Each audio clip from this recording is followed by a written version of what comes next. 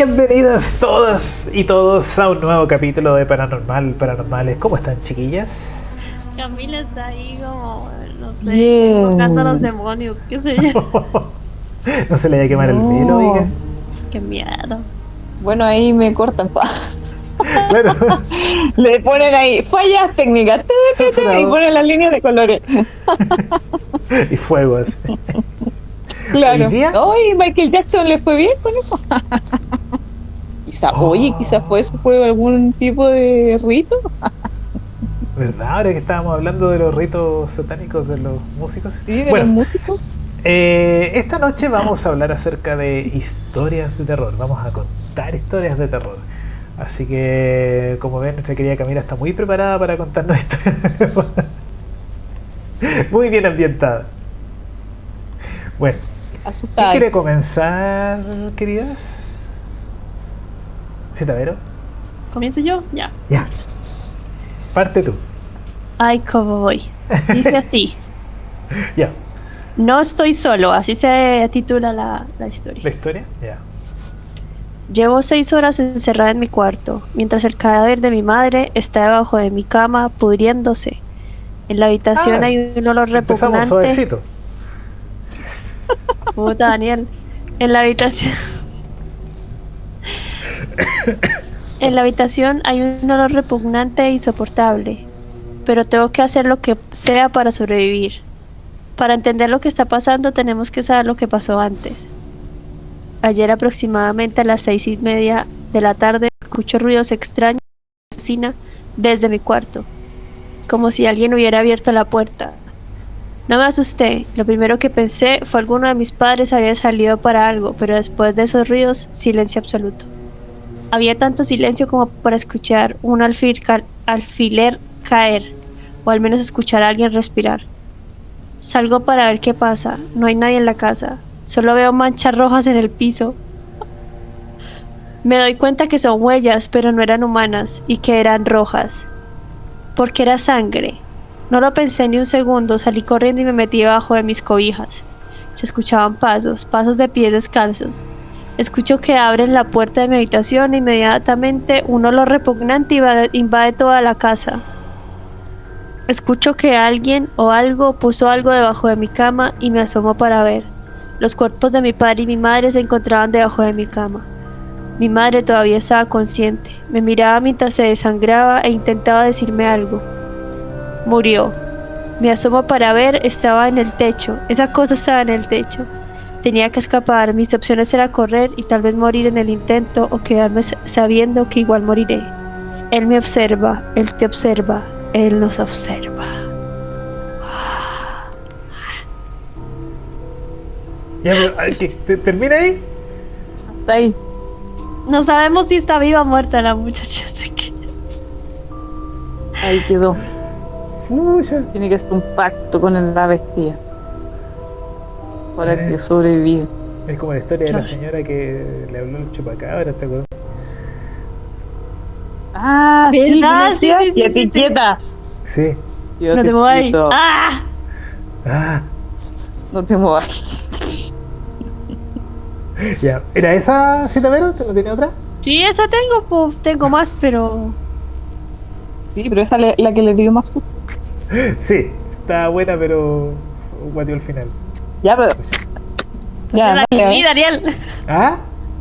Yo no la escribí, así que no deberíamos haber escrito. la encontré. Ya. El próximo año van a ser propias de los paranormal. No, Ya. no. ¿Sigo yo? ¿Sigo yo? Sí, sí. Ya, Ya, la dale. historia que les voy a contar es relativamente nueva.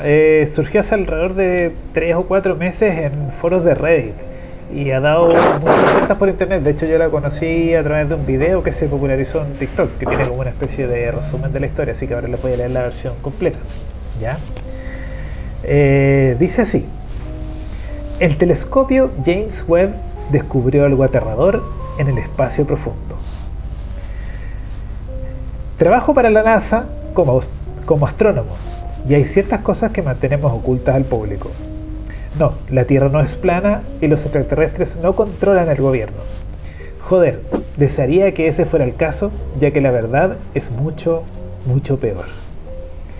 En 1993 el telescopio espacial Hubble vio desaparecer una estrella. No se convirtió en supernova ni murió de forma natural, simplemente se oscureció en el lapso de unos minutos. Esta estrella ya era demasiado débil para verla a simple vista, y los telescopios terrestres tuvieron problemas para distinguirla entre las estrellas circundantes, por lo que el evento no fue muy conocido por el público. En ese momento pensamos que la explicación más probable era que una nube de polvo interestelar se había desplazado entre la Tierra y la estrella, ocultándola de la vista. Fue notado y en su mayoría olvidado. En 2007, 2 estrellas más desaparecieron. Debido a las circunstancias de este evento, esto era mucho más preocupante. Las 2 estrellas en cuestión formaban parte de un sistema binario, orbitando entre sí a una distancia bastante cercana. Si una nube de polvo interestelar fuera la culpable, nuevamente ambas habrían parecido desaparecer simultáneamente o muy cerca de ella. En cambio, ambas estrellas se desvanecieron individualmente durante un periodo de minutos, separadas por un lapso de aproximadamente 8 horas. Este sistema binario también estaba a unos 15 años luz más cerca de la Tierra que la estrella que había desaparecido previamente en 1993. Después de revisar cuidadosamente millones de imágenes del Hubble, se identificaron 2 estrellas más que se habían apagado en los años 95 y 2002. Todas estaban en el mismo vecindario estelar, solo un puñado de años de luz entre sí. La única conclusión que pudimos sacar fue que alguna influencia desconocida viajando cerca de la velocidad de la luz estaba envolviendo o destruyendo estas estrellas. Desafortunadamente, el Hubble no fue lo suficientemente sensible como para decirnos más que eso. El telescopio espacial James Webb entró en funcionamiento por primera vez hace unos meses. Aunque los canales oficiales le dirán que todavía se está probando, hemos estado recopilando datos activamente desde principios de febrero. Una de las primeras cosas que hicimos fue apuntar el telescopio a las regiones del espacio ocupadas por las estrellas anteriormente desaparecidas. Si estaban siendo bloqueadas por nubes de polvo, una esperanza que algunos de nosotros aún nos aferrábamos, la mayor sensibilidad del James Webb podría haber visto a través de ellas y confirmar que las estrellas todavía estaban ahí. Desafortunadamente no tuvimos esa suerte. Las primeras estrellas que habían desaparecido todavía estaban completamente oscuras. Sin embargo, los detectores de ondas gravitacionales pronto encontraron algo extraño. En todos los casos, no solo las masas estelares estaban todavía presentes, sino que la cantidad de masa en realidad había aumentado. Observaciones más sensibles también detectaron un tipo de cuerda o red que se extiende a través del espacio, conectando esas estrellas ahora invisibles. Cuando enfocamos el telescopio en el sistema binario que se había desvanecido en 2007, que era el punto más cercano en el que se había observado este fenómeno hasta ahora, finalmente quedaba suficiente radiación ambiental del espectro EM para intentar una lectura del espectrómetro de masa. Si no lo sabe, la espectrometría de masas es un proceso increíblemente útil, donde medir los patrones de longitudes de onda de luz emitidas o reflejadas por un objeto, podemos aprender toneladas de información útil, como su temperatura, velocidad y dirección de movimiento y composición química. Sin embargo, las lecturas que obtuvimos de las estrellas binarias no tenían ningún sentido. En primer lugar, eran fríos, casi tan fríos como el medio interestelar circundante. Fuera lo que fuera que les había pasado a esa estrella, las había extinguido por completo o de algún modo impedido que su luz escapara. Sin embargo, lo que fue realmente desconcertante fueron las líneas de emisión devueltas por el espectrómetro de masa. Se identificaron varios elementos familiares como hidrógeno, carbono, nitrógeno, oxígeno y magnesio, pero estos eran pocos y distantes entre sí. La mayoría de las lecturas no correspondían a ningún elemento químico conocido, e incluso parecían desafiar lo que sabíamos sobre la física de la luz, la materia y la química. Esta estructura masiva que abarcaba estrellas estaba compuesta principalmente de materiales para los que ni siquiera teníamos nombres, y es posible que ni siquiera haya sido materia tal cual la entendemos. La especulación se descontroló. Obviamente tal cosa no podía ser un fenómeno natural. Finalmente teníamos prueba de vida extraterrestre. Pero ¿qué era esto que habíamos descubierto y con qué propósito se estaba construyendo? La hipótesis principal era que estábamos viendo una serie de Dyson Shells, colectores solares masivos construidos para envolver completamente las estrellas con el fin de capturar el 100% de su producción energética. Tal concepto se había imaginado a principios del siglo XX como una fuente potencial de energía para una civilización interestelar. Desde entonces, la idea se había abierto camino en la ciencia ficción popular. En realidad, se ha teorizado que la construcción de estas estructuras masivas es uno de los primeros signos de vida extraterrestre inteligente que algún día podríamos detectar. Parecía que ese día era hoy. Sin embargo, la teoría todavía no explicaba todo. En primer lugar, estaba la velocidad imposible con la que se cubrieron las estrellas. Construir un caparazón de Dyson desde cero en cuestión de minutos estaba más allá de las especulaciones más descabelladas de científicos y escritores de ciencia ficción. Luego estaban los misteriosos filamentos que conectaban las capas a distancias de años luz. Nadie tenía idea con qué propósito podrían tener estos o cómo podrían construirse. Todos en la NASA estaban fascinados con este misterio. En retrospectiva, podríamos haber estado mejor si nunca hubiéramos descubierto la verdad. Hace menos de un mes, el James Webb detectó una serie de explosiones de energía inusuales que emanaban del espacio interestelar. Estos estaban ocurriendo en el borde mismo de un sistema estelar aproximadamente a 2 años luz del sistema binario que desapareció en 2007. Cuando enfocamos el telescopio en este sistema, pronto determinamos que estos tampoco eran fenómenos naturales. Las firmas de energía que seguían parpadeando de forma intermitente coincidían con lo que cabría esperar de explosiones basadas en termonucleares y antimateria, junto con varios tipos de energía que no pudimos identificar.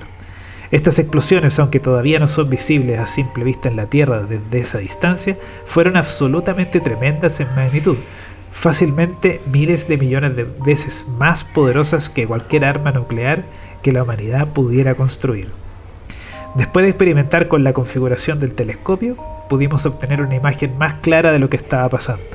La punta de uno de los filamentos interestelares que unía el sistema de Dyson estaba pasando a través de la nube de Oort del sistema estelar distante, acercándose a su Sol, y quien quiera que viviera allí estaba contraatacando.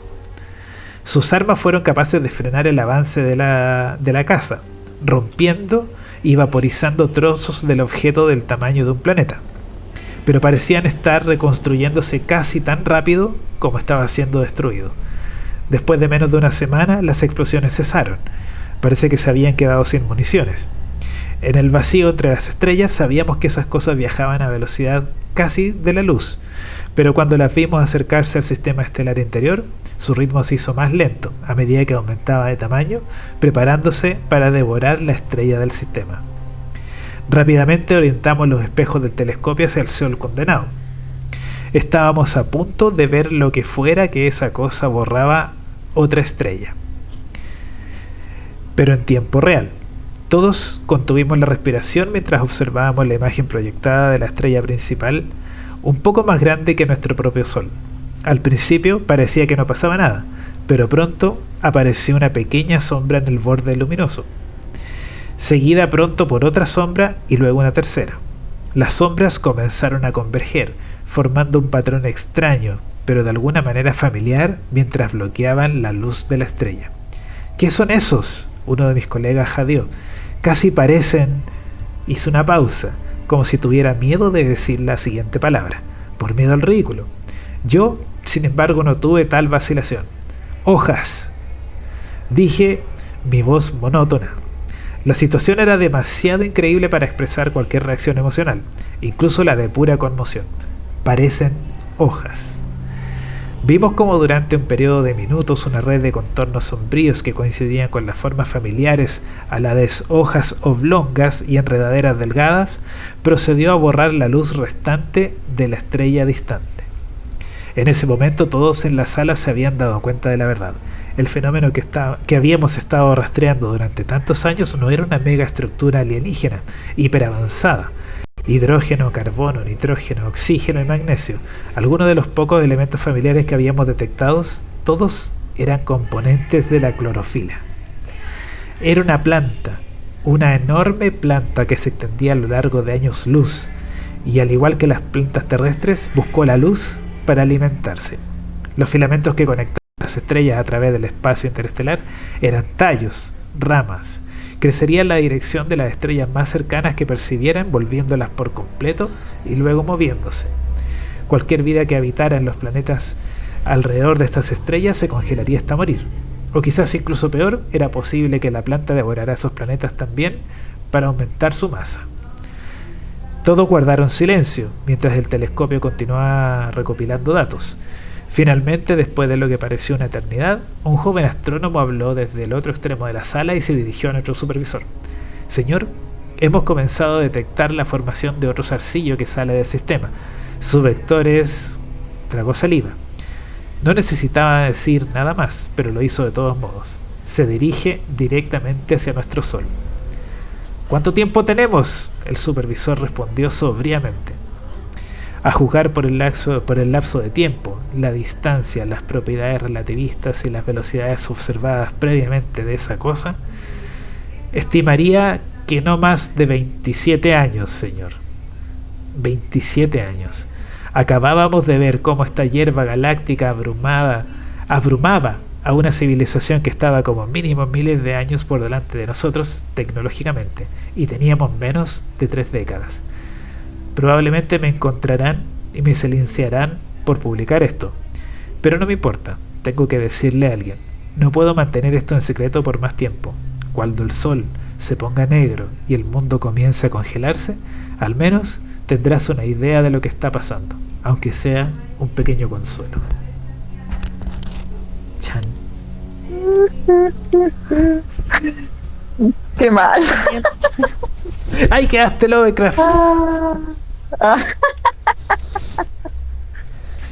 Wow. Chan.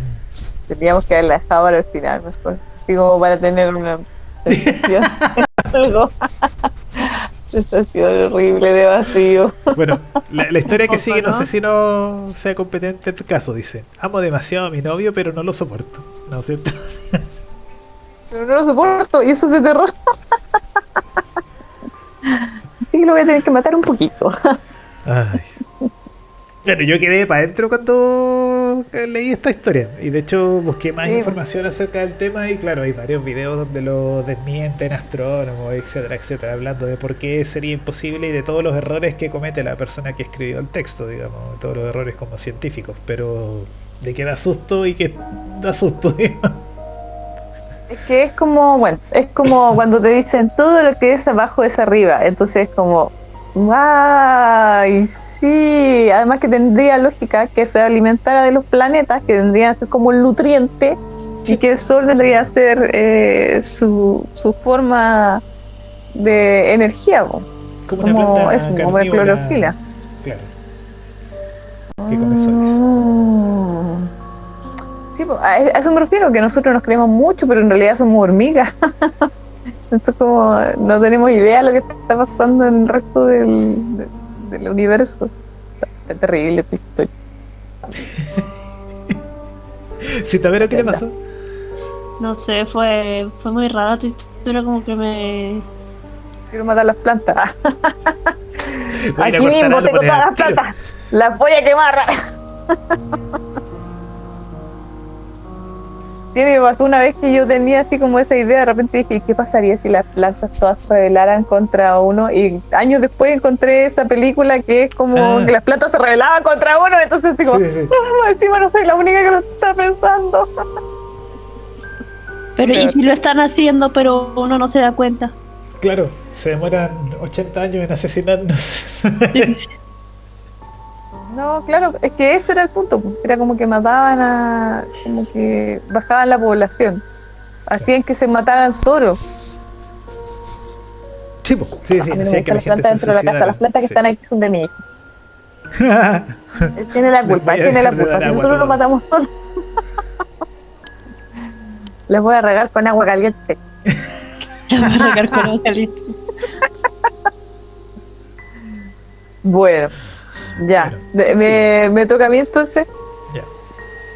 Voy a intentar cortarle pedazos, sí, porque estoy cachando que igual es bastante largo, pero es que para mí fue como emocionante cuando lo leí, y ahora que estoy viendo. Bueno, ustedes conocerán No se va a ver nada. A ver si se ve algo. Ahí. ¡Tarán! Nada, Espérate, con la veladora. La nada. Hay crónicas marcianas. Sí, se lee, ¿o no? Crónicas Sí, sí. marcianas. A mí me encantaba porque era como un realismo mágico. Por favor, para mostrarlo Ya, más de cerca espera. acá en la pantalla. Ahí está. Crónicas marcianas. Me encantaba Ray Bradbury. Incluso este fue el primero que me leí, pero después tiene uno que es peor todavía. Uno que es como muy como como Black Mirror, que es como una serie que te hace como es horrible, pero te hace pensar porque tú te ves como involucrado en la situación y dices, primero te pones como del lado del protagonista y después es como que estás como un poco como en contra, como, ¿me entiendes? Es como hasta qué punto esa persona está tomando una decisión difícil. No es tan fácil pasar por lo que está pasando. Entonces, voy a leer que se llama Vendrán lluvias suaves. Y lo entretenido es que se supone que está ambientado en agosto del 2026. Todo el libro se supone que era como muy futurista, pero era como del año 1999 empiezan sus historias. Pero ahora ya son como, están ahora. Ya, claro, sí, tenías razón. Estamos aquí, sí. Ya, a ver si me sale leer. Tarataratar. Bueno, voy a poner voz de lectora. No se rían. Agosto de 2026. Vendrán lluvias suaves. La voz del reloj cantó en la sala. Tic-tac. Las 7. Hora de levantarse. Hora de levantarse. Las 7. Como si temiera que nadie se levantase. La casa estaba desierta. El reloj continuó sonando, repitiendo y repitiendo, llamando en el vacío. Las 7:09, hora de desayuno, las 7:09. En la cocina del horno del desayuno emitió un siseante suspiro, y de su tibio interior brotaron 8 tostadas perfectamente doradas, 8 huevos fritos, 16 lonjas de jamón, 2 tazas de café y 2 vasos de leche fresca. Hoy es 4 de agosto de 2026, dijo una voz desde el techo de la cocina.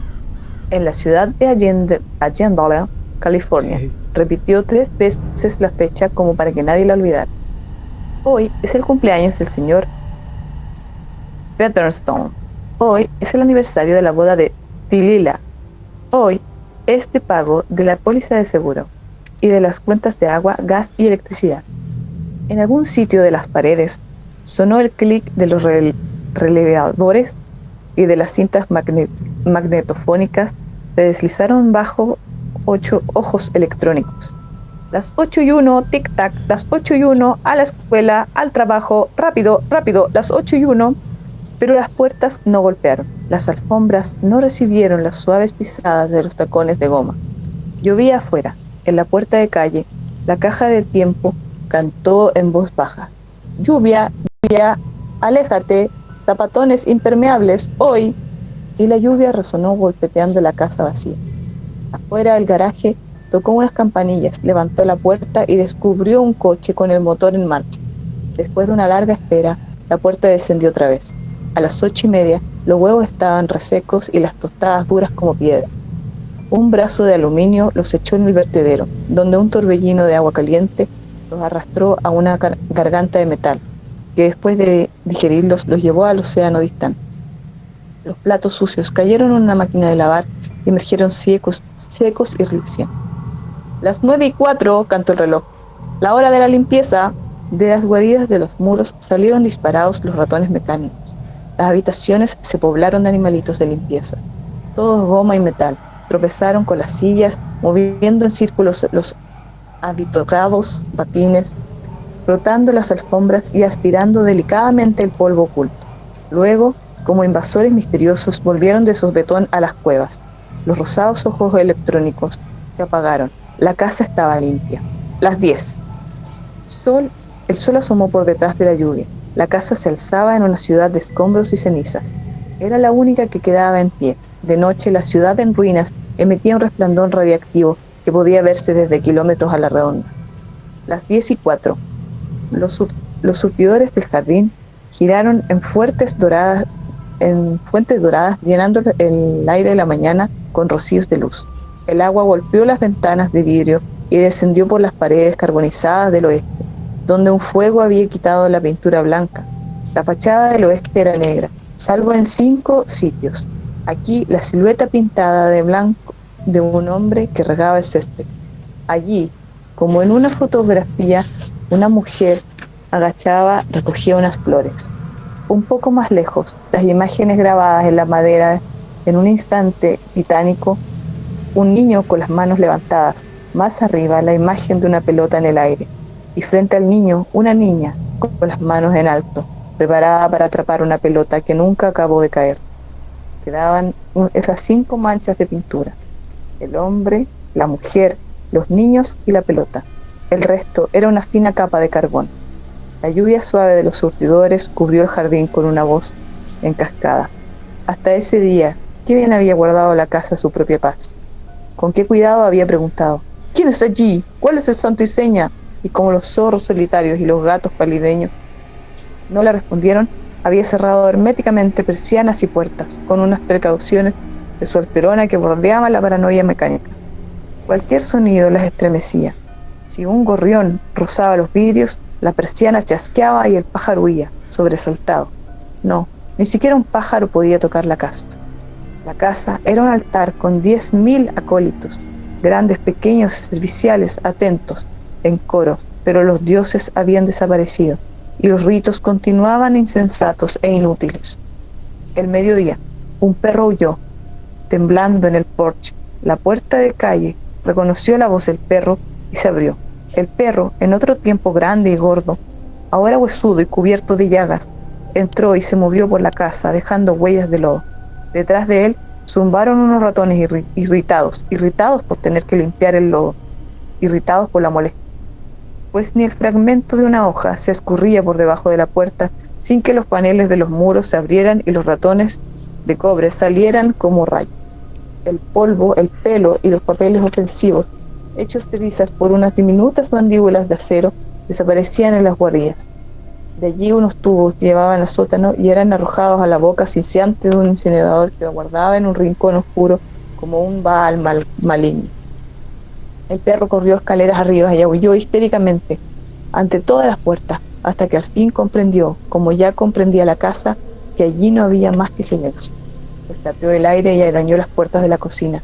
Detrás de la puerta del horno preparaban unos pancakes que llenaban la casa con un aroma de jarabe de arce. El perro, tendido ante la puerta, olfateaba con los ojos encendidos y el hocico espumoso. De pronto echó a correr locamente en círculo, mordiéndose la cola, y cayó muerto. Durante 1 hora estuvo tendido en la sala. Bueno, es un poco más largo, pero yo creo que con eso es suficiente. Era la destrucción del mundo a través de la radiación. No sé si se cortó, no se cortó. Yo estaba metida en mi lectura. Pero quedé como que quedé en la mitad. Es que sí, no, pero es que lo que pasa es que igual es como un poco como así, como sin fin, porque resulta que es toda la descripción de que cayó una bomba atómica y se murieron todos, y por eso es como era como el hecho de que ¿cómo se llama? De que las personas, o sea, la computación o la mecánica no sirvió para evitar algo así, solamente como que acomodaba la vida de la gente, pero las personas se murieron todas y eran manchas en la pared. Las familias fueron manchas de la pared afuera en el patio. Entonces aquí me acordé de super idiota, de Iron Man, de la, ¿cuál es? La 3, no, sí, no, la 3, que era como que la gente explotaba y que quedaban sus sombritas en la pared. Sí, eso mismo. Y eso era todo, y al final todo el esfuerzo y todas las cosas, y es como eres una silueta en la pared, y después hasta el perro se moría, pobre perro. Eso me da pena. Para las bombas que cayeron en Hiroshima y Nagasaki, las personas, o sea, muchas de las personas que recibieron la explosión quedaron transformadas en manchas de grasa en las paredes. ¡Qué asco!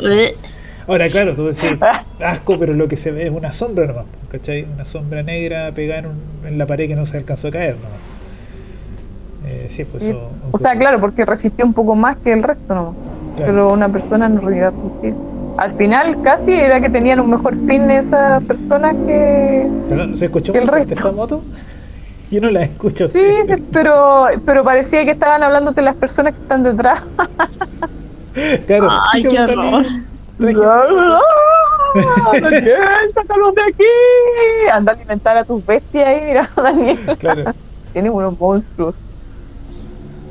Sí, sí. es que a mí me gusta eso de Red Bradbury, que tiene como una cosa sutileza romántica, poética casi para decirte cosas horribles, que son así como espeluznantes y no puedes detener y no puedes hacerlo. Yo tengo una historia que me pasó a mí, pero no tendría, no sé, yo encuentro que no llega a ser como de terror, pero sí es como, la historia se podría titular Hazle caso a las señales.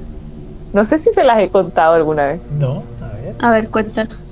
No, ya la voy a contar también así con parafernalia, no como normal, no, te las voy a Ya, contar con cuentos, ya.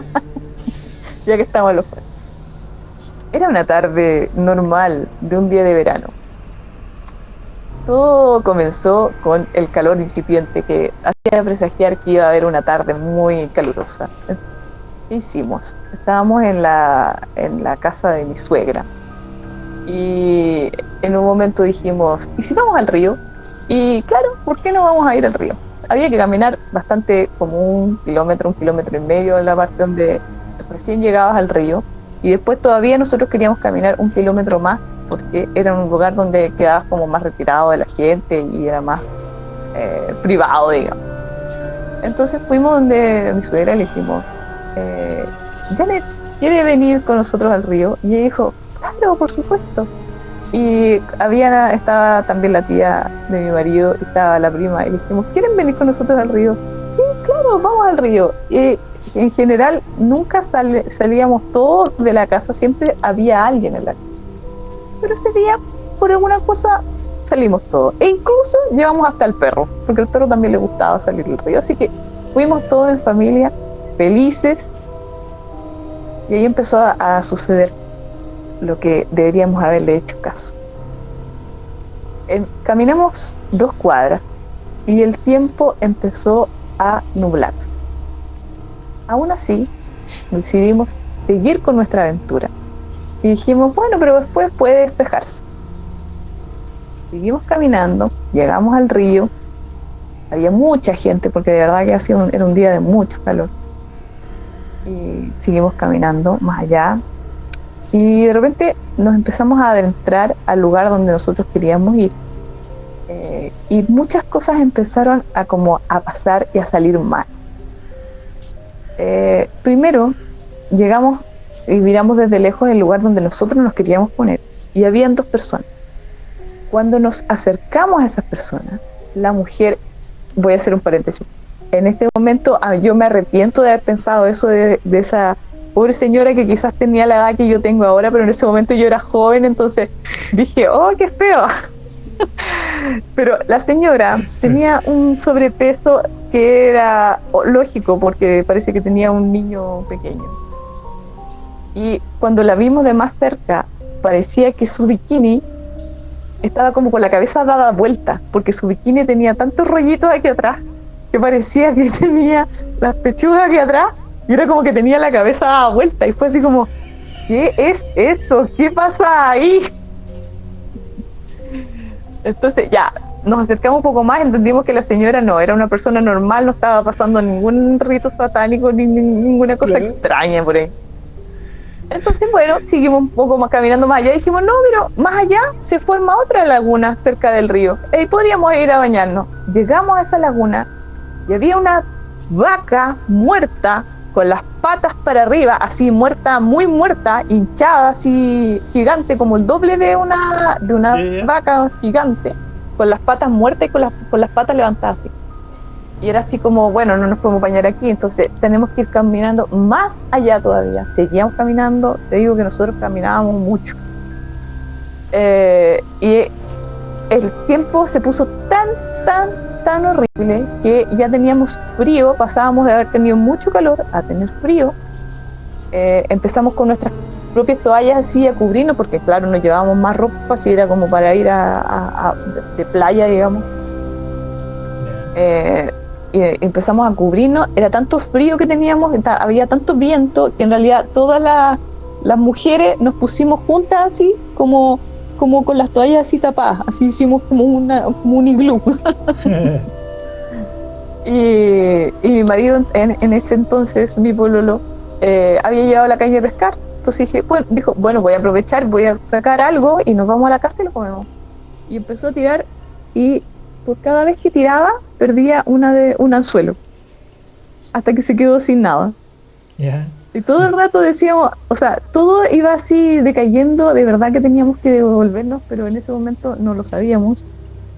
En un momento ya dijimos, realmente no vale la pena, volvámonos, y ya nos volvimos. Y ahí ahí fue cuando nos empezamos a dar cuenta de que en realidad teníamos que haber volvido antes, porque vuelto antes, es que hasta días tenía mi pobre historia, ¿viste? Para que sea de terror. Íbamos llegando a la casa, primero, como la tía y la prima parece que se habían adelantado y se habían ido por un lado y nosotros nos habíamos ido por el otro lado de la cuadra. Y cuando ellas llegaron, como que sospecharon que había algo raro. Y nosotros cuando llegamos también encontramos que había como que la puerta por donde nosotros estábamos llegando estaba abierta. Pensamos que ellas habían llegado por ahí. Yeah. Y cuando entramos, lo primero que nos fijamos fue que en la parte de nuestra puerta también estaba abierta y nos habían entrado a robar. Se llevaron no muchas cosas, porque nosotros no teníamos muchas cosas. Se llevaron un DVD en este tiempo. Claro. Un DVD. A mí me dio pena porque entraron y me sacaron de mi billetera como de esos 500 pesos que como que ya no iban a existir más, de los billetes. El billete. Y adentro de los 500, de los billetes de 500 pesos. Y adentro de eso, del billete, yo tenía como una foto de cada uno de mis sobrinos, una foto de cuando era chiquitito, que también se lo llevaron dentro del billete, digamos. Y la única suerte que tuvimos fue que mi marido se había ganado un fondar. En serio, de verdad. No es que estuviera intentando calumniar, pero lo había guardado en una parte que no lo vieron. Así que por lo menos esa plata como que no se la robaron. Pero toda mi plata sí se la habían robado. Y bueno, el DVD.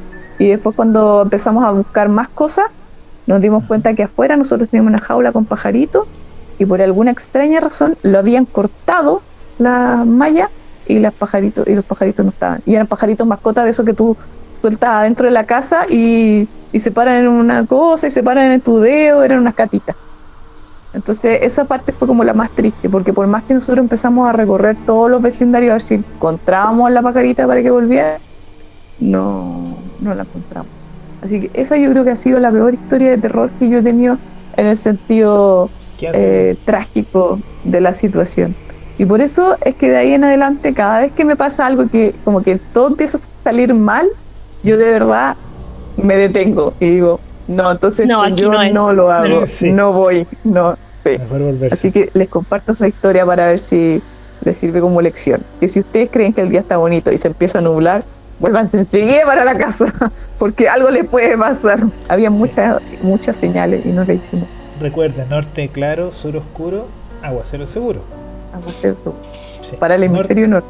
Para el hemisferio sur. Porque el hemisferio norte yo creo que funciona al revés. Sí, probablemente. Sí, no sé, Betty. Ya, queridas, es hora de ir cerrando el programa de hoy. Ustedes no tienen. Me a dormir con la luz prendida, parece, ¿no? Yeah. Yo voy a dormir con vela.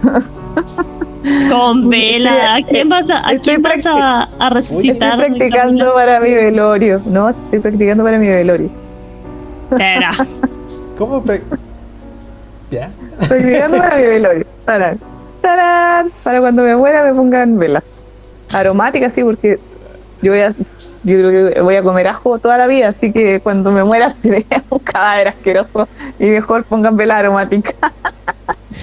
Qué loco. Oye, La idea. hoy día vi una cosa y me dio mucha risa porque decía, ¿cómo se llama? Los mexicanos tenemos esta forma de el ritual de muertos, donde Sí. en las ofrendas de los muertos lo divertido era que le pones toda la comida que en realidad mató a esta persona. Ajá, de verdad. Sí, se escucha igual. Porque decía, ¿quién ha visto un ritual, una ofrenda Los de muertos que tenga así cigarros. como, Sí. claro, no, y así como pan sin gluten? No, pues el muerto llega ahí y dice, ah, no, para eso me Le sigo encantaba el muerto. tequila. Claro. Me acuerdo de tequila. Claro, todo Oye, lo sí que que lo me mató, pasó. Sí, eso es lo los- que le ponemos. Esa costumbre Lo que de lo haga comida volver y para cosas que hacia vuelva. los muertos era algo que se hacía acá en la antigüedad. Po. O sea, antiguamente la gente iba a comer a los. O sea, no, ¿Iba a comer al cementerio? Sí, pues le llevaba comida. Así como y tipo picnic. comían, así, Picnic claro. cementerio. De hecho, en Chiloé creo que todavía existe un cementerio que tiene como casitas. Que es como que tú podías entrar como un pseudo mausoleo, así como un paradero, digamos. ¿Cachai? Que Paradero. tienen unos techitos y tú podías entrar y sentarte y estar más tiempo ahí para evitar la lluvia, digamos. Pero se construyó Ah, sí, pues, Chiloé. para que la gente pudiera ir y comer ahí, ¿cachai? Y llevarle ofrendas y cosas hacia a sus deudos. Sí, era una costumbre que también se usaba. Yo hubiera querido estar en el supermercado, en el cementerio. Quería hacer el programa del cementerio, pero llueve también muchísimo aquí, muchísimo. Así que, no, otro día, cuando me muera. Cuando me muera. Ahí voy a estar, ahí voy a estar. Ya queridas, nos despedimos por esta noche. Pronto Bueno, tendremos más gracias por historias de acompañarnos. Bye. Pueden contarnos, o si hay algún literato ahí, un escritor, quiera mandarnos algún escritor de terror, Sí, nosotros la podemos representar como teleteatro. Historias de terror y nosotros vamos a hacer nuestro radio teatro con ellas. Me parecería genial. Sí, sería una Ya. buena idea. Ya queridas. Besos, un abrazo abrazos, grande. que duerman Nos vemos bien, la próxima semana. Bye. que no les tiren las patas. No, que no les tiren las patitas. Chao, chao.